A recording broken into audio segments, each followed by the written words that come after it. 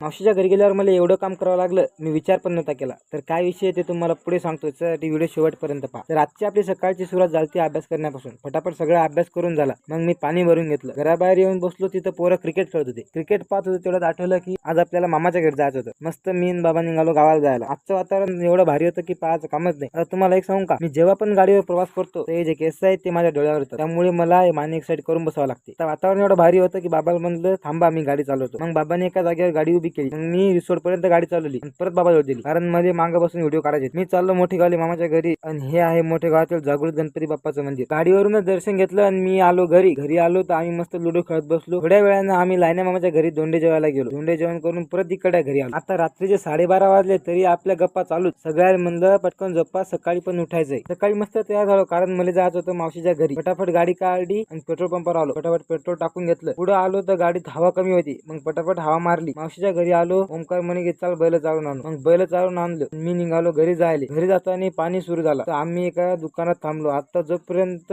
पाणी थांबते तोपर्यंत आपल्याला लाईक आणि फॉलो करून घ्या. भेटू पुढच्या व्हिडिओ मध्ये. हा व्हिडिओ तुम्हाला कसा वाटला नक्की सांगा.